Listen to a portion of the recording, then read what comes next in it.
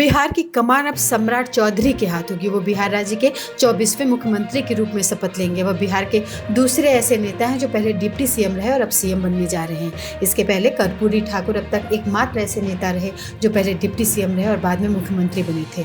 माना जा रहा है कि पिछले कुछ समय से बीजेपी सम्राट चौधरी को मुख्यमंत्री के चेहरे के तौर पर तैयार कर रही थी। अगस्त 2022 में नीतीश के एनडीए छोड़ने के करीब 6 महीने के बाद बीजेपी ने उनको प्रदेश अध्यक्ष बनाया था।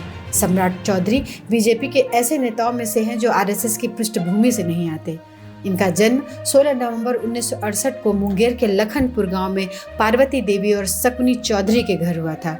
सम्राट चौधरी सियासी परिवार से आते हैं। इनके पिता शकुनी चौधरी 7 बार विधायक और सांसद रह चुके हैं। इनकी मां पार्वती देवी तारापुर से विधायक रही हैं। सम्राट चौधरी ने दक्षिण के मदुरई कामराज विश्वविद्यालय से पीएफसी की डिग्री ली है। इनका विवाह 2007 में ममता चौधरी से हुआ। सम्राट चौधरी की 2 संतानें हैं। बेटे का नाम प्रणय प्रियम चौधरी और बेटी का नाम चारुप्रिया है। ओबीसी समुदाय से आने वाले सम्राट चौधरी कुशवाहा यानी कोयरी समाज से ताल्लुक रखते हैं। वे साल 2017 में बीजेपी में शामिल हुए थे।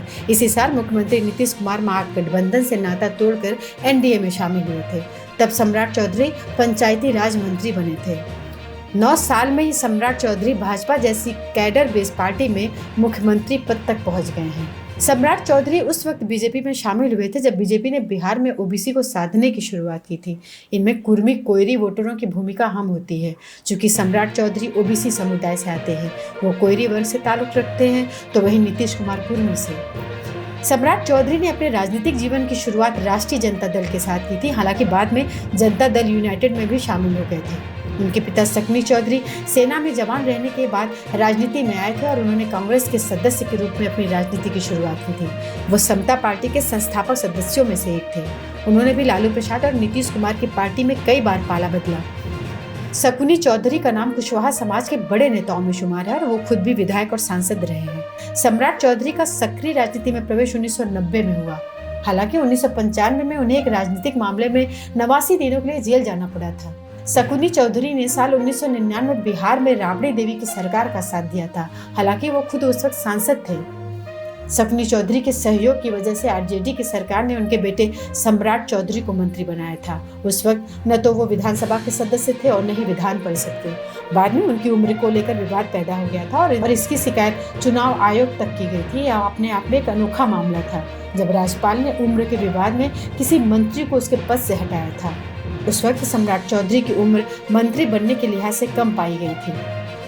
बाद में बिहार में साल 2000 में हुए विधानसभा चुनाव में सम्राट चौधरी परबत्ता विधानसभा सीट से आरजेडी के टिकट पर चुनाव जीते थे। जबकि साल 2005 में हुए विधानसभा चुनाव में वो जेडीयू के रामानंद सिंह से हार गए थे, लेकिन 2010 के चुनाव में ये फिर इसी सीट से चुनाव जीत गए थे।